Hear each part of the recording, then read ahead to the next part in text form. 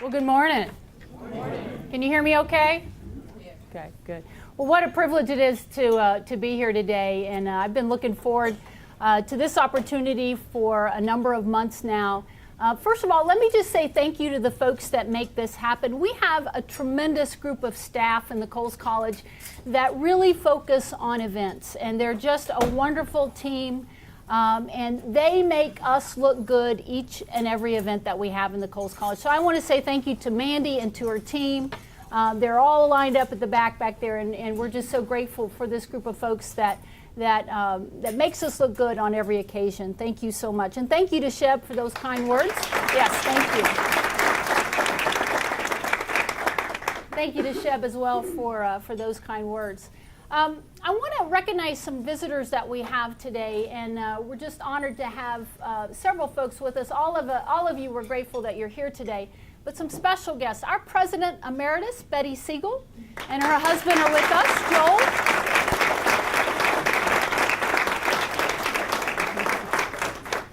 So grateful to have Betty and Joel with us this morning. I also want to acknowledge one of our newest faculty members, Dr. Michael Coles.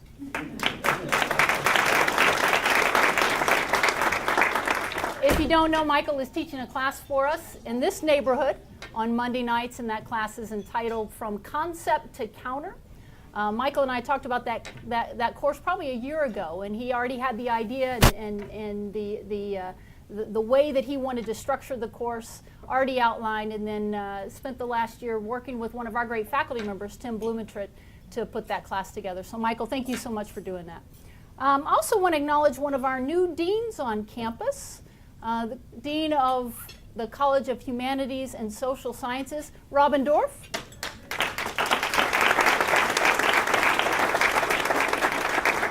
Robin has been asking me probably no less than 3 times, how do you get down there that hour in the morning? How do you get down there that hour in the morning? So I was just so proud to see Robin here this morning. He found his way to the Cumberland area. I also want to acknowledge Shelley Lewis with the Atlanta Business Chronicle. Shelley, thank you so much for being here. Where is Shelley? Thank you, Shelley. Glad to have you this morning. And then also, our Vice President of Operations, Maria Britt. Maria, where are you? So happy to have you with us today. Decisions made when no one is looking. How does character play at work? We know that character is important. There is no shortage of information, no shortage of books, no shortage of discussions about character and how character is important. In fact, help me for just a moment. When you think about the word character, what are some of the terms that come to mind? What are some words that come to mind? Integrity. Okay, integrity, ethics. What else? Values. Honesty. Consistency. Okay, good. Trust. Okay. You know, I think those are a lot of the items that we would think about, a lot of the terms that we would think about when we think about character. And I'm going to make an assumption. I'm going to go out on a limb today. And I'm going to say that all of us want to be known as individuals, as persons of character. We want to be known as people of character. No question about that. The premise of my talk today is this. If we prepare ourselves ahead of time by making decisions about how we will respond in certain circumstances, when those situations do occur, they will not become the character crisis that they could be, but instead they will become opportunities to demonstrate character qualities decided long in advance. You know, I get the privilege as the dean in the Coles College of Business to manage and to lead a lot of wonderful resources. Obviously, the greatest resource that we have are faculty, our staff, and our students, and what a privilege it is to work with each of those groups. But I also get a lot of resources from the state. I have tuition dollars that I have to oversee. We have resources that are donated to the college. We have property, plant, and equipment, all these different resources that it's really my task, my job, to manage those resources, to lead the deployment of those resources for the betterment of the college and of the institution. And so I make decisions about those. And you know, there is no shortage of information, policies, procedures from the state of Georgia, procedures from the university system office, procedures that we create on campus to guide me in how to deploy those resources. We've got a lot of policies. But the policies are the easy part, right? If I follow policy, that's just the easy stuff. Those are prescriptions that have been given to me in terms of how to work with these resources and how to allocate these resources. But I think that there are decisions that have to be made relative to allocating those resources that go a lot deeper than policies. The policies are overt, but there are decisions that have to be made that really come from inside. And that's what character is. Character is about what goes on inside. If you think about your reputation is what people know about you, but your character is what's inside. The good news is if you develop your character and you focus on your character, that inside can move to the outside and begin to display in the way that you relate to other people and in the way that you do your job. So oftentimes I think about allocating these resources and I look at the policies and the procedures, but I find myself in very difficult circumstances sometimes where I'm having to draw from inside of me, not from some overt policy and procedure. Let me just give you a real simple example. If I have 3 faculty members and they're wanting to make a decision about a curriculum, and each faculty member has a different perspective, drastically different perspective, and then let's add into the mix, there's another administrator in there who has another perspective. And then I get that call. Hey, Kathy, come fix this, come solve this, come figure this out. Now, allocating those resources obviously are very important. Our curriculum is very important. Using our faculty time well is very important. That's an important decision. But there are a lot of different responses that I could have to that. I could look at that situation and say, oh, fraught with conflict. Fraught with conflict. Don't want to go near there. I think I will avoid that conflict. Or I could realize that, you know what? There are 4 different perspectives here, and there are probably a lot of people behind each one of those perspectives that agree with that perspective. And if I make that decision, then I'm not making those other people happy, and I want to make people happy. And so these are issues of character that begin to play, and they play out in many of the decisions that we have to make that are not found overtly in policies and procedures. And so that's really what I want to talk to you about. And it's a lot about making those decisions beforehand, before you get in those circumstances. And oftentimes we have to ask ourselves, how will I be in that circumstance? How will I be in that situation long before I actually get into that situation? And there is this issue of internal growth and internal character building, which I think is just as important, if not more important, than the competence building that we need to do in our daily lives. A man took his young daughter to a carnival, and she immediately ran over to a booth and asked for cotton candy. As the attendant handed her a huge ball of it, the father asked, "Sweetheart, are you sure you can eat all that?" "Don't worry, Dad," she said. "I'm a lot bigger on the inside than I am on the outside." And that's really what character is about. It's about being bigger on the inside than on the outside. And so what I'm going to put forth now are a series of decisions, and I guess you'll see a little bit inside of me because you're going to see some of the decisions that I feel like I have to make before I get to certain circumstances. I really think that this list of decisions is unending. I think it goes on and on and on. And I think as we remain in a reflective state about how we are playing in a given situation, I think we begin to learn more and more about ourselves and about how we impact and interact with other people. So I'm going to try, and I'll be conscious of time today, but I'm going to try and put out there 5 different decisions that I believe need to be made before you get into the circumstance. First of all,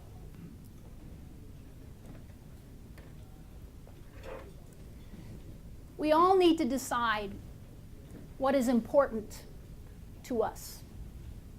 And I'm going to divide that into two categories. What is important to you professionally, and what is important to you personally? I'm a strong believer that you really can't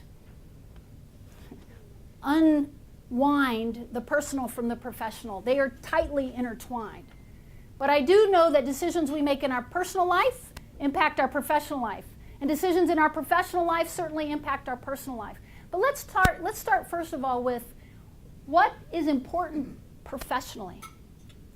What do I need to do professionally to succeed?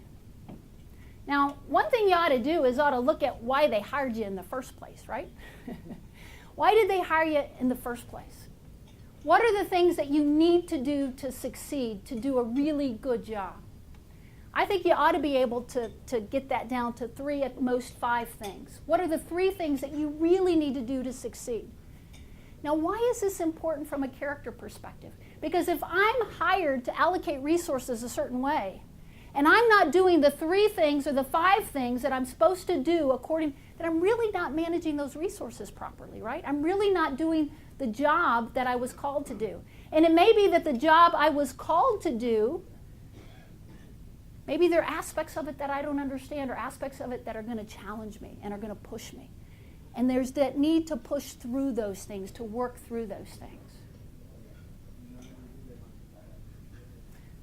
When I look at my job and my role as dean, I've kind of identified 3 things that are important for me to do well. First of all, I need to make sure that the culture in the college is a positive culture. If there's some dysfunction that's going on, and certainly if that dysfunction is emanating from me or any decisions that I'm making, I need to deal with that, and I need to be aggressive and intentional about dealing with it. Secondly, I know I need to raise the resource level of the college. We need, whether that be from philanthropy or whether that be from increasing and putting new programs out in the marketplace that can generate resources so that we can do good things for our students and for our faculty and our staff. And finally, number 3, is there has to be a focus on quality and an ever step up in the quality of what we do, both from a process perspective and a product perspective. Now, I could give you 15 other things that I do in my role as well, and they're all important. But if I allow those other 15 things to distract me from the main thing, that is a question of character. You know why? Because it begins to degrade the effort that I'm doing. It will cause stress on me because I know better. It's also inflicting complications on other people in the organization. And if there's not that ethical reason to stand up and say, I need to do and focus, or there is an ethical reason to stand up and say, is I need to focus on the things that are most important. So, what is important to you professionally? What is important to you personally? This becomes a boundary question. How far will you go? How far will you allow your life to go in one direction and you see it impacting, maybe negatively impacting you in the areas of your health, in the areas of your stress, in the areas of your relationship? Not having priorities in your work life, as well as knowing what it matters to you in your personal life, will ultimately put stress on what's most important in your life, and that is relationships. And so it's really, really important to you. A decision that you need to make before you get into the circumstance and the situation is identify those things you need to focus on that are important to you professionally and personally, and then manage those things, prioritize those things at all cost. A second question that I want to ask is, when the moment comes, how courageous will you be? I can look in my own life, and I can also look in the lives of people around me oftentimes, and I can see that something that oftentimes drives decisions that are made is fear. Sometimes we have the what-if monster come out of the closet. What if this happens? Then we don't make a decision. What if this happens? And we don't make a decision because the what-if begins to drive rather than a courageous approach. So I think one thing that's incredibly important is to ask the question, what is it that you're afraid of? Somebody once said, life begins at the end of your comfort zone.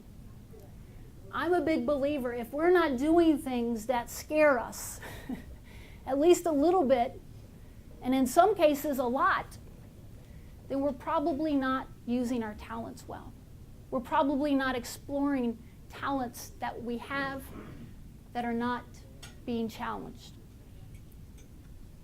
So I oftentimes ask myself, or I oftentimes get put in a situation and I think, and in fact, oftentimes I will feel the fear set in, and I will feel the uncomfortableness set in. And oftentimes the reason we might not want to deal with that situation, the one I laid out earlier with my 3 faculty members, is it's fear. It's coming out of fear. And so when I feel that, and sometimes you can feel it physically, sometimes you can feel it emotionally. When I feel that fear, I try to challenge myself to say, you're going to face this. You're going to put this behind you and move through that.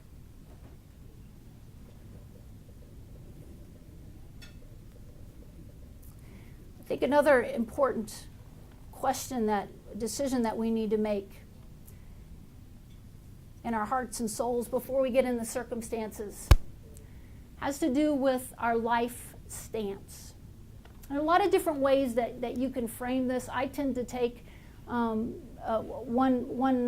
position on this. But how are you going to stand in life? What is your life stance? What is your position going to be? How are you going to approach issues? And I simply phrase this, are you going to come at things from a positive perspective or from a negative perspective? Now, it's funny, if you look at my parents, I have both. I had a dad who was very, very positive and very personable. I had a mom who was very sweet and tender, but somewhat shy and reserved. And she worried a lot. Didn't really have much to worry about, but she did. She worried a lot. And so I have pieces of both of them in me. And it's a decision quite often of which one am I going to exercise? Which one am I going to put into play? And you know something that as I get older, something that I've realized? There is not one good thing that comes from being negative. Whether it's being negative about attacking a problem and a challenge, or whether it's being negative about another human being. There is not one good thing that comes from a negative perspective. And I'm not saying we shouldn't be cautious, that we shouldn't think about things, that we shouldn't measure the risks, but a general position of negativity doesn't produce anything positive and good. So very often we all have problems and challenges that come across our desk. I know when I first got into administration a number of years ago, and these things were all new to me, and problems would come in, and there'd be this, oh no, we'll never solve that. We'll never solve that. Oh. But over time, with experience, you begin to see that all these problems are solvable. There's always a solution, and there's maybe it won't make everybody happy, but there is a solution there. So will you generally be positive or negative? Will you be optimistic or pessimistic? Will you be cheerful or gloomy? Will you be trusting or suspicious? Will you be friendly or will you be reserved? Will you be brave or timid, generous or stingy, giving or selfish? Somebody once said, life is not the way it's supposed to be, it's the way it is. The way you cope with it is what makes a difference. And I firmly believe that putting a positive context on a given situation puts you in the best position for a good outcome.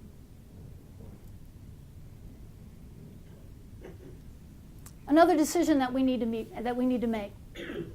How will you respond in adversity? How will you respond in adversity? Now, we can think about general adversity that we face. We can think about challenges and problems that we might have. We can also think about situations where we are personally attacked, right? That gets a little more personal, doesn't it?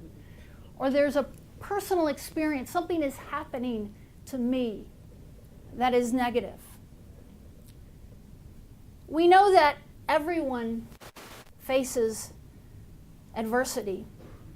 And none of us really like it. I heard this quote and I liked it. Expecting the world to treat you fairly just because you're a good person is a little like expecting the bull not to charge you because you're a vegetarian.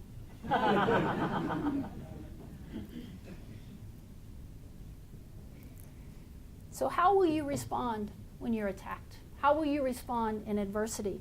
Is it about payback? Is it lashing out? Is it immediately becoming defensive? Is it a withdrawal? Is it cutting off that relationship? Is it going into some type of passive-aggressive behavior? I'll find my opportunity. You know, one of the things that I've observed over time, and this is really just from observation, and it's something that I've tried to put in place in life, and I don't do it oftentimes.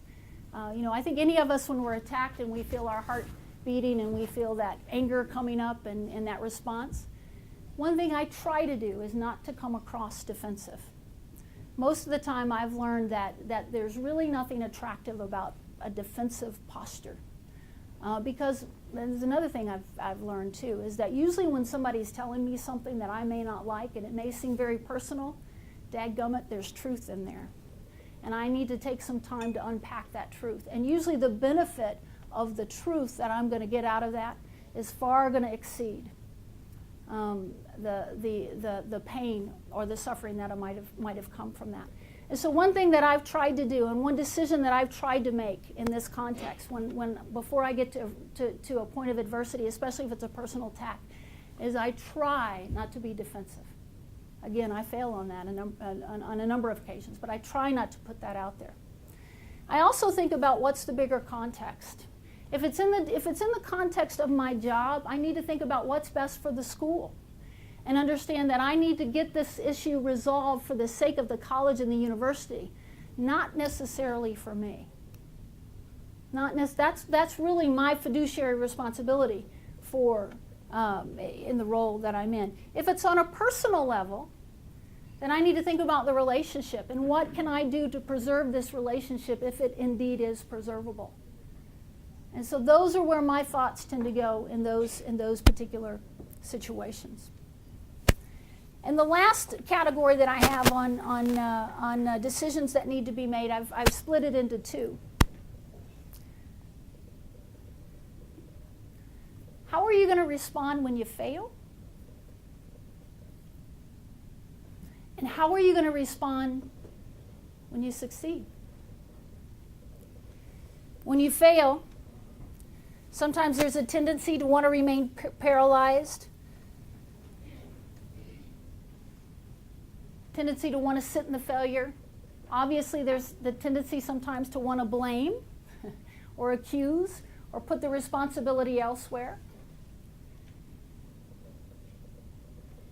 For me, there's really two important things. Number one is I need to own it. I need to own that failure, and from that, I need to seek what I can learn about it. So I think there's always an aspect of this that deals with reflection and being willing to reflect and to examine. And so I need to own it, but I don't need to sit in it. I don't need to sit in it.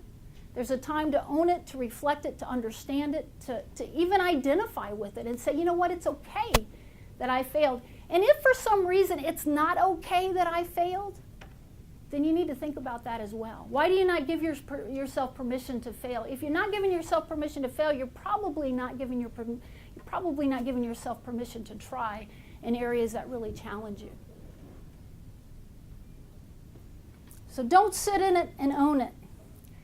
There's an old song from a comic singer, Anna Russell, and it represents a common attitude in our culture, and it goes like this.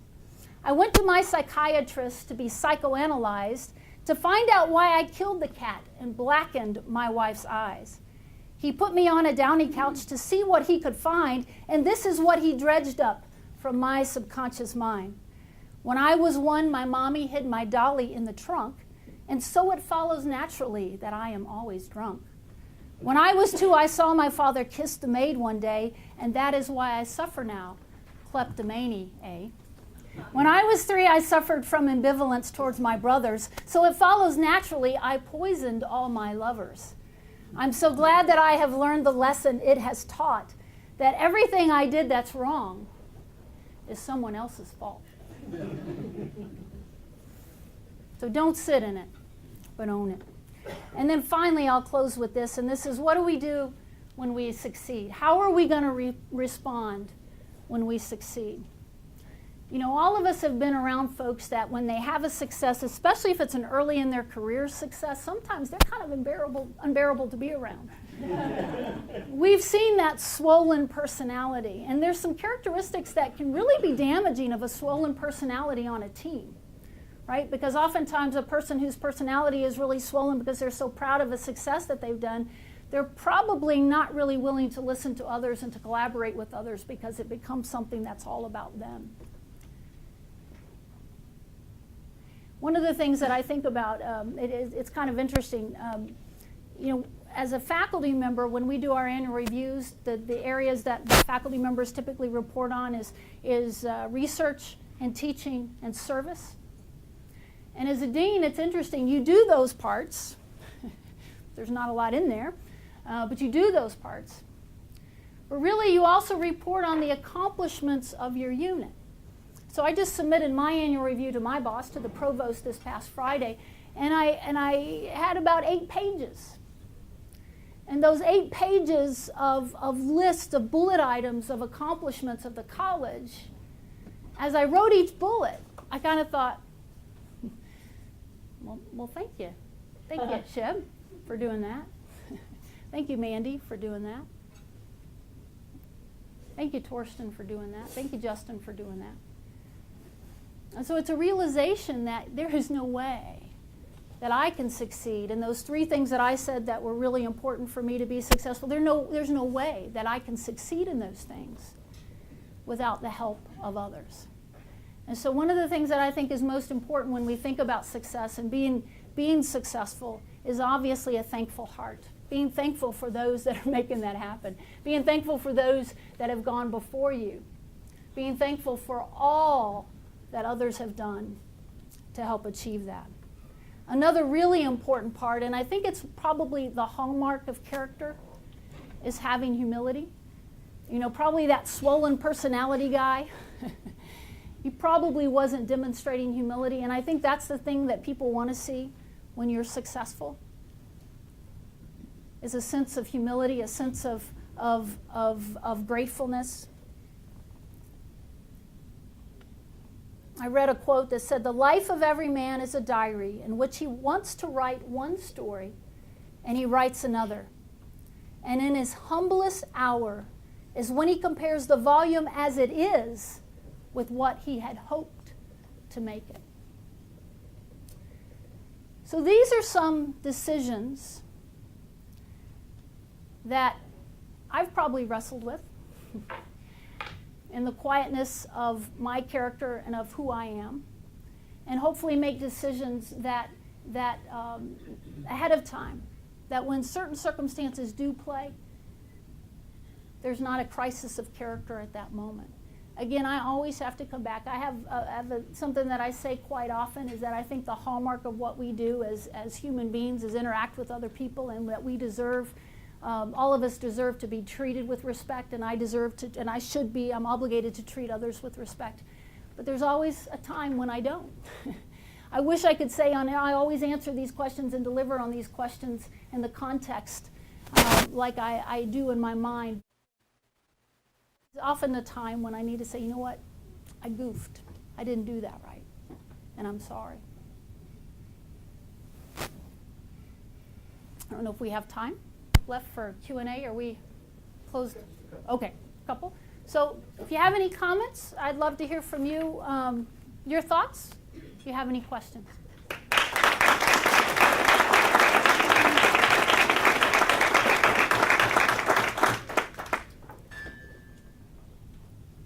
Yes. Hi, Debbie.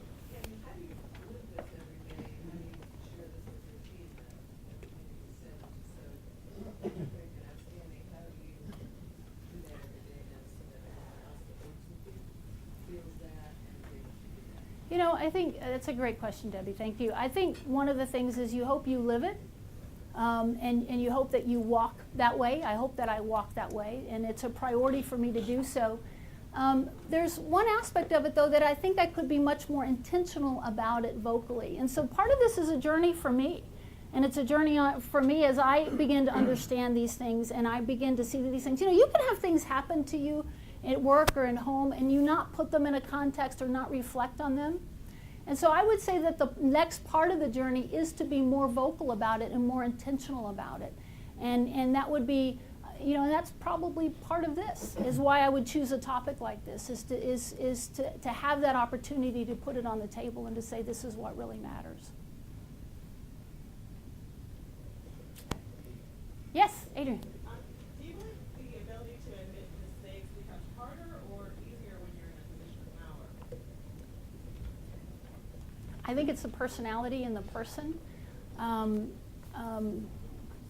You know, if you have a personality that doesn't see that you have a vulnerability to you or that you have shortcomings to you, I think it's harder to do it. I really don't know that it's a positional thing as much as it is a personality thing, Adrian.